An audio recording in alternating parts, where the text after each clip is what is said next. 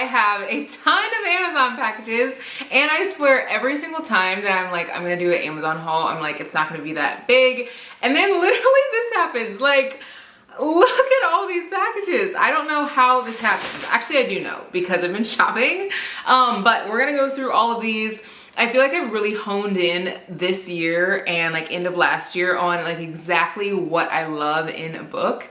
And I feel like I have found a lot more reads that I love this year, and a lot of the books I read last year I feel like were hyped up books, were books that were recommended to me, and now I feel like I'm doing the digging for the books that I know that I'll love. So I feel like a lot of these books you won't have heard of before, or if you have, maybe you just like haven't really decided if you want it or not. I'm gonna tell you why I decided to bring it home. So yeah, let's get into this little big Amazon book haul. So there are two big boxes first, so we're gonna open this right away because I feel like I always get excited about the big boxes. Now, I recently read Luca by Gray Huffington and loved it. Now, that book is not for everybody. Like, it's literally not gonna be. It's just, I feel like it's one of a kind in its own way.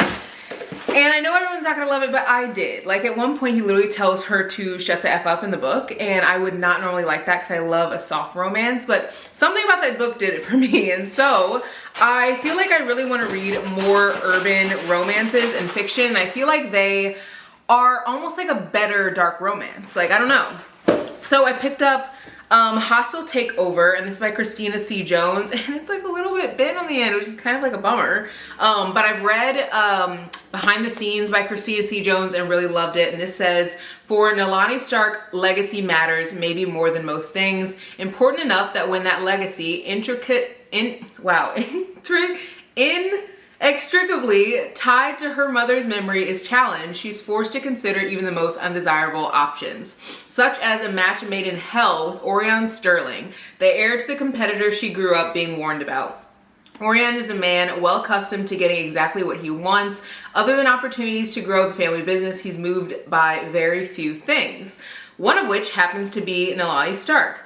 They each have something the other needs, and only one way to get it, a contract that delineates exactly what each person takes from the arrangement. Simple enough, unless feelings get brought into the exchange. This looks good. Her books I feel like are really enjoyable. I have read two of her books. One of them, I think, Getting Schooled, wasn't like my favorite, but I think it's because it was a novella, and I'm not a big fan of novellas. I feel like I need more of a story, but I read Behind the Scenes and really liked that one.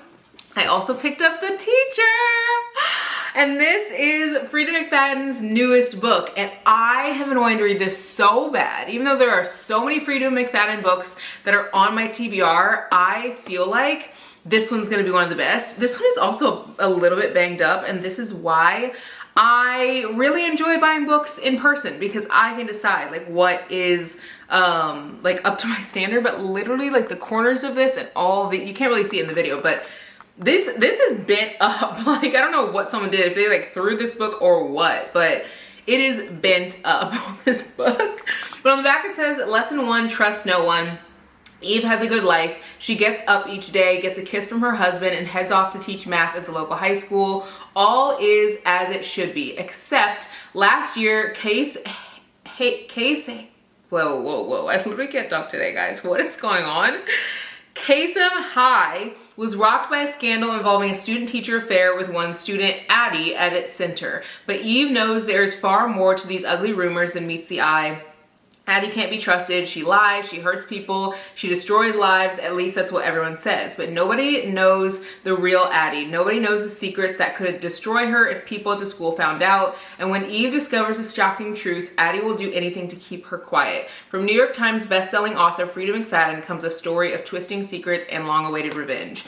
I want to read this so bad. I do think, now that I'm looking at this, I think I might give this to a Free Little Library. You guys know I usually go book shopping every month for Free Little Libraries, but I think that this is gonna be a book I'll just put into my stack because it is a little bit beat up, and I feel like I want a copy that's like a little bit nicer, but it's still, obviously it just came in the mail, like it's still in good condition, but I feel like I like my books to be in a little bit better condition than this. And I do have another video coming where I am going to put books into a free little library. One of you guys actually gave me $25. You guys can give like little gifts on YouTube, and someone gave like a super thanks gift, which was like $24.99.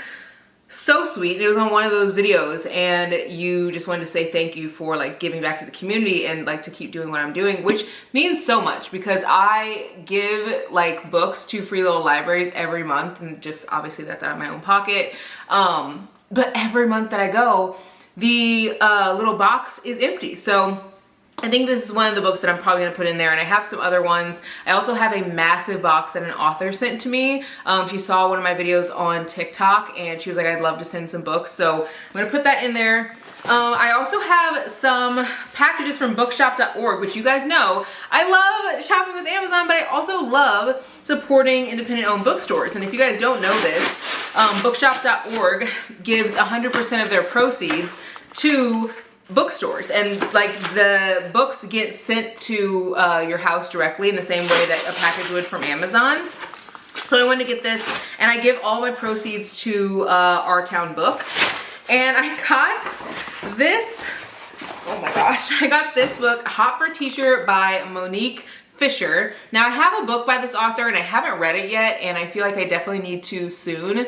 But I don't normally buy like multiple books by the same author before I read like one at least. But this one just looks so freaking good, I had to pick it up. It says Latrice Richardson is a 38-year-old divorced single mother who has an amazing career and a wonderful 8-year-old son named Quincy. Now that honestly was what pulled me initially, because I feel like I don't see many books about women and like romance and stuff in their late 30s, early 40s, like 50s and stuff. So anytime that someone's asking for a rec like that, I really have to like dig in the back of my brain, because I feel like so many books these days, just not these days, just in general, I feel like they have like the FMC, and she's like a lot younger, so that immediately like pulled me in. But it says what she doesn't have is any semblance of a love life, and sex is non-existent.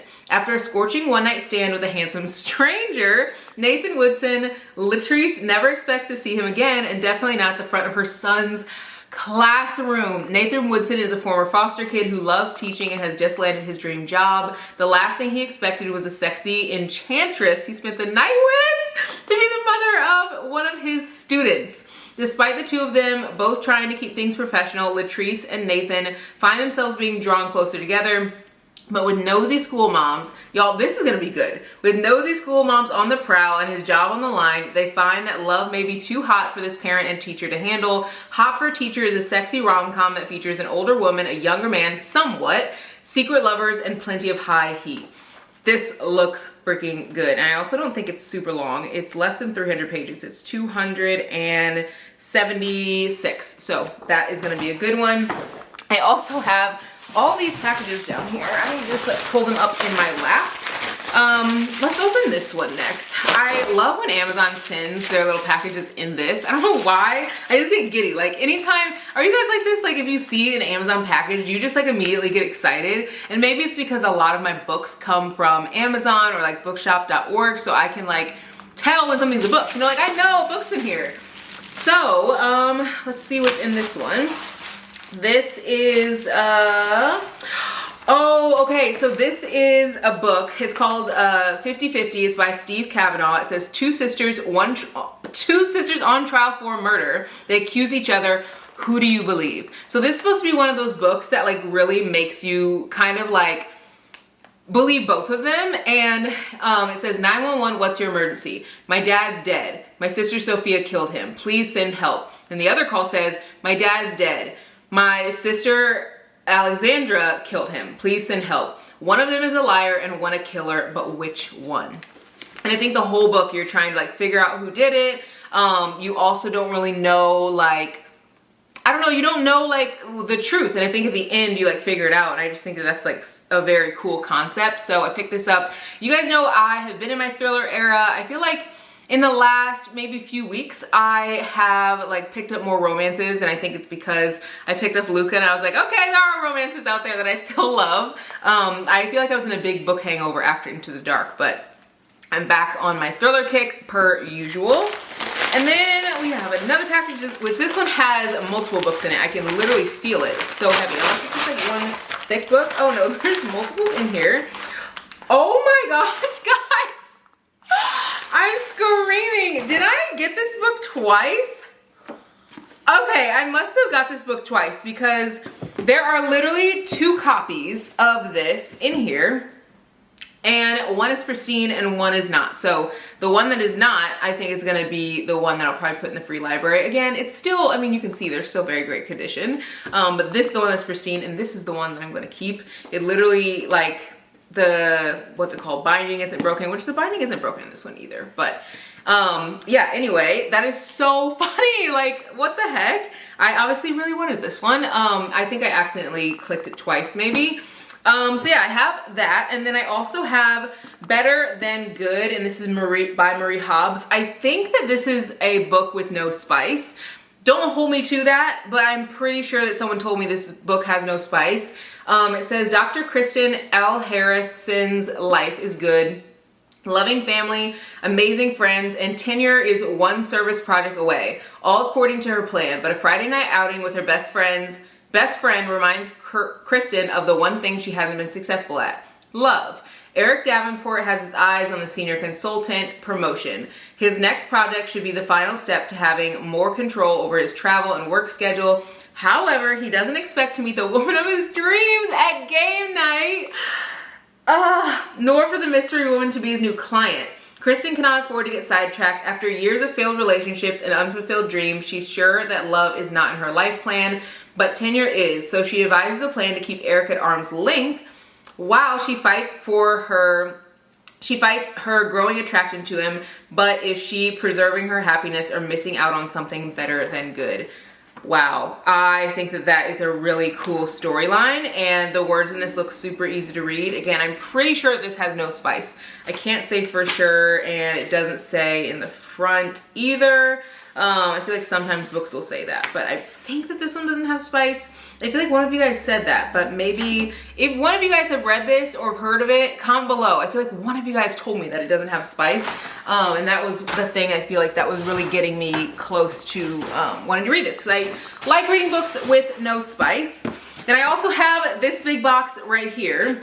So let's go ahead and open this one. Oh my gosh, there's so many books in here. Oh my gosh, guys. Y'all know I've been so excited about this release. Like, I freaking loved reading 7 Days in June. Absolutely loved it. Like, literally loved it. And I will say, I feel like there's certain books that I recommend to people who love literary fiction. On Rotation is a book that I recommend to people who love literary fiction. It has like a subplot of romance, I think, more than like the heavy romance that romance readers are looking for. 7 Days in June is another one I recommend to people who love literary fiction, because I feel like the storyline of healing was heavier and like more in your face than the romance. Like, the romance was definitely there, but I feel like the storyline of like her healing through her trauma was like at the forefront of the book. Also, Honey and Spice is another book that I recommend to people who love literary fiction. I feel like people who love literary fiction are usually people who love like another plot outside of the romance. Like, you might enjoy the romance, but you also want like something else. And Honey and Spice, I feel like, has the just like activism at the school, and that's like a big forefront of the story. And then of course there's the romance, and then Before I Let Go, which the romance is the forefront of that one, but also there's a very big element of something that I don't want to share, but the married couple went through something really traumatic, and I feel like that's like a big part of the story too. And I feel like Tia Williams is such a great writer because she interweaves like things outside of the romance and ties it all together in a nice little bow, but also like literally takes a knife to your heart and just like, oh my god, I'm so excited for this. This just came out. It's called A Love Song for Ricky Wilde. and it's by Tia Williams. It says, one florist, one pianist, one love story, 100 years in the making. Ricky Wilde has many talents, but being a Wilde isn't one of them. As the impulsive, artistic daughter of a powerful Atlanta dynasty, she's the opposite of her famous socialite sisters, where they're long-stemmed roses, she's a dandelion, an adorable bloom that's actually a weed, born to float wherever the wind blows. In her bones, Ricky knows that somewhere a different, more exciting life awaits her. When a regal non-genarian? I'm not sure what that means. Miss Della invites her to rent the bottom floor of her Harlem brownstone. Ricky jumps at the chance for a fresh beginning. She leaves behind her family, wealth, and chaotic romantic decisions to realize her dream of opening a flower shop in New York City. And just beneath the surface of her new neighborhood, the music and stories and dazzling drama of the Harlem Renaissance still simmers. One evening in February, as the heady, curiously off-season scent of night-blooming jasmine fills the air, Ricky encounters a handsome, deeply mysterious stranger who knocks her world off balance in the most unexpected way. Set against the backdrop of contemporary Harlem in 1920s decadence, A Love Song for Ricky Wilde is a modern fairy tale of two passionate artists drawn to the magic and romance of New York and whose lives are irreversibly linked. This looks so good. This one is actually not as long as I thought it would be. I think because it's so thick, I thought it would be super long, but it's actually 340 pages. And it is like obviously a hardback and it's tall, but I think I thought it would be like longer than that because it's so thick. And I have a box still of more books in here. So let's take all of these out. There's so many that I have, and I feel like a lot of these you guys probably have not heard of before because y'all, I have been digging. I have been digging for books to give to you guys that people do not recommend. And I think that that's like a big thing for me because there are so many books out there that people love, and I do read. Like, I read those books that people are obsessed with, like Dreamland Billionaires series, and I've read all of Abby Jimenez's books, and well, not all of them. I've read 2 of them in one of her series, and I own the others because I want to read them because their writing is amazing. Emily Henry's books, I've read all but one. There are so many incredible authors that people share and are excited about, but there are also so many authors that people don't share that we should be excited about because their writing is just as good. And with that, I got the second book because I loved Luca by Gray Huffington so much, and this is called Lyric, and it says, I'm forbidden fruit, stay away, and it's also by Gray Huffington. It's the second book in this series. Now, if you guys are following me on Instagram, I've definitely talked about this in my stories, but I recently recommended this to Alex because whenever she was in a big book hangover, I was like, I'm reading it, I'm loving it, you're gonna love it. She read it, finished all 500 pages in a day, the first book, Luca, and started the second book. I mean, that alone is like, I'm pretty sure Luca by Gray Huffington has like 2,000 reviews or less on Goodreads. Wild to me. So again, another reason why we should be reading more books by authors that aren't hyped up. We should also read books by authors that are hyped up because they're hyped up for a reason, but there's so many great stories out there.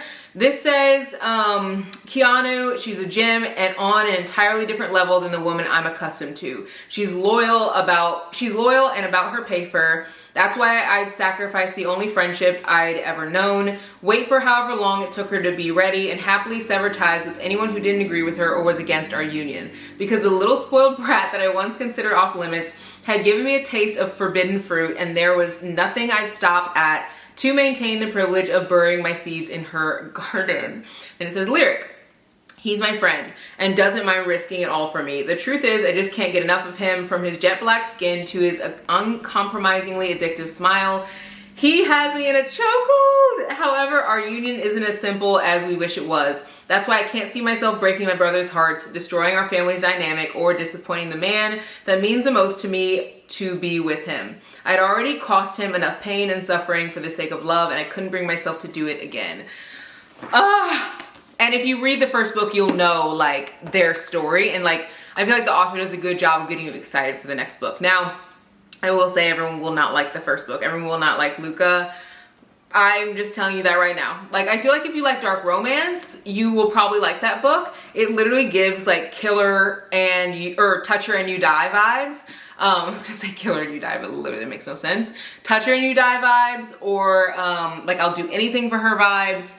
Literally anything. Like, I don't know. I really enjoyed it. So I got the second book.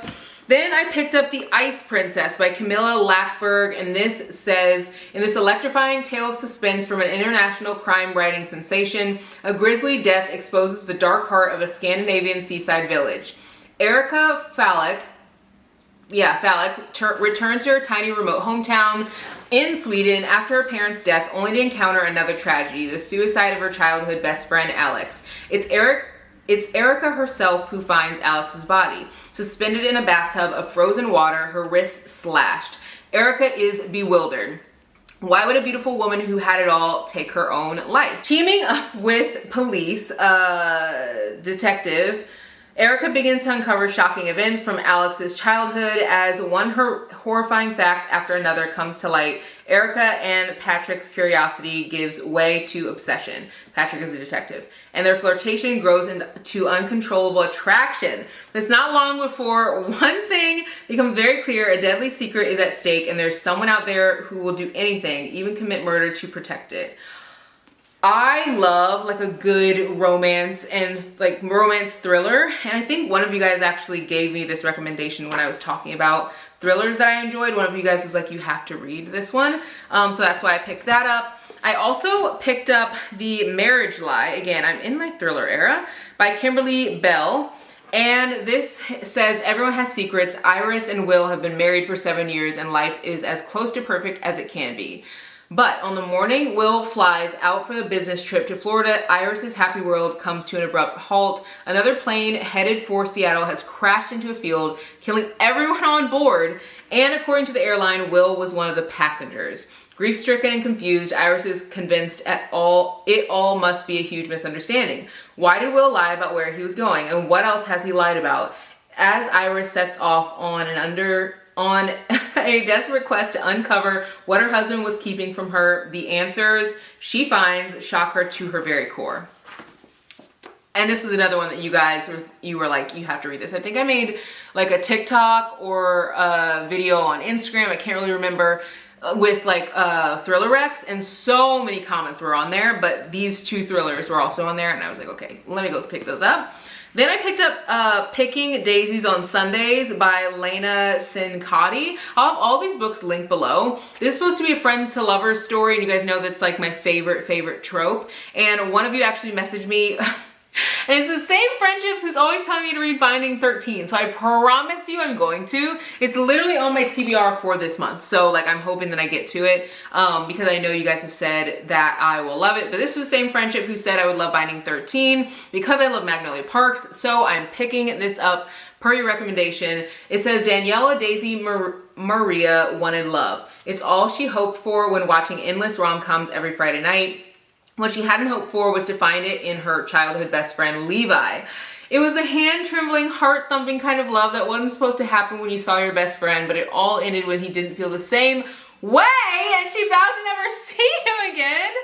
I'm shook. 4 years later, and one night in a crowded bar in the West Village, there he was, just as perfect as ever. Maybe it was the lighting or the way his hair curled above his brow, but she couldn't say no when he asked her to be his fake girlfriend for his sister's wedding. Another chance at being his friend and mending her immature mistake. How was she supposed to say no? The weight of possible rejection from her dream grad school quickly became the least of her problems, with old resurfacing feelings at every staged romantic interaction and stolen glance. She struggles to find confidence. She couldn't help but think that maybe she should have said no to protect her heart for a second time. Wow. Wow, this looks good. I literally feel like I just watched a movie reading the back of this book. I love books like that just like get me excited from reading the back. Sometimes I feel like books are like boring. Like on the back, I'm like, you're supposed to be getting me intrigued and excited for this. Like, why is this not more interesting? This is another book from bookshop.org, and this, actually all the proceeds of this purchase go to Semicolon Books, which is a Black-owned bookstore in Chicago. I love supporting Our Town Books, which is a bookstore that's like 40 minutes from near me, which is the closest new bookstore near me. I do not have a new bookstore in my town other than Barnes. I do have a used bookstore in my town, but anything that's new, obviously, that comes out, they don't have it. So I usually drive like 40 to 45 minutes to get to that other town. And I support them obviously by shopping with bookshop.org. But this purchase, I wanted the proceeds to go to Semicolon Books. This is a Black-owned bookstore. And I got this book I'm so excited about. Oh, I could scream. It's called If Only I Had Told Her, and this is by Laura Nolan. You guys know If He Had Been With Me was one of my 5-star reads from, I think, last year. Loved it so freaking much. And I think I loved it because, yes, there is romance in it, but there's so much more than that. It really like took me back to being in high school, trying to figure out myself, trying to figure out like just how to navigate the world and be nice to people, but also be nice to myself. And it was such a good story. And so this is from another character's point of view, Finn, and it says, if only I had told her that I loved her years ago, then I wouldn't be here now. Finn has always loved Autumn. She's not just the girl next door or her mother's best friend's daughter. She is everything, but she's not his girlfriend. That's Sylvie, and Finn would never hurt her, so there's no way Autumn could know how he truly feels. Jack, Finn's best friend, isn't so sure. He's seen Finn and Autumn together. How could she not know? And how is he supposed to support and protect Finn when heartache seems inevitable? Autumn surrounds herself with books and wants to write her own destiny, but one doesn't always get a new chapter, and fate can be cruel to those in love. Told through 3 different perspectives, If Only I Had Told Her is a love story brimming with truth, tragedy, and the unexpected bonds that heal us. I need to read this ASAP. There are so many books that have come out, where I'm like, come on, I cannot keep up. Like, I want to read this one, and I also want to read this one, and then I also want to read this one, and these all just came out literally like the same month. I'm just like, how? And then I also want to read books that didn't come out this year, but I'm just now finding out about. There's so many. I don't know if anyone's like that, if you're feeling like overwhelmed, but in the best way. And I think I say the best way because isn't it not the most beautiful, exciting, and fun thing that we have so many good books that we literally cannot keep up with them? Like, I just think that that's a beautiful thing. Like, when I've heard like some people on like TikTok and stuff or YouTube, Instagram, where they'll be like, oh my God, there's so many books, I'm stressed. Like, don't be stressed. We have books to read until the day we die, and then some. Like, it's not like back in the day when there weren't enough books, you know what I mean? Like, there were books, but like, you know, women were trying to like write books under these like pen names because they couldn't be writers, and like, we have a plethora of books at our fingertips, whether it's free libraries or actual like public libraries or bookstores or used bookstores or borrowing books from friends. We have so many book options, and I think that that's so cool. So it's another package, me just going on my long rant. I picked up Not a Day Goes by E. Lynn Harris.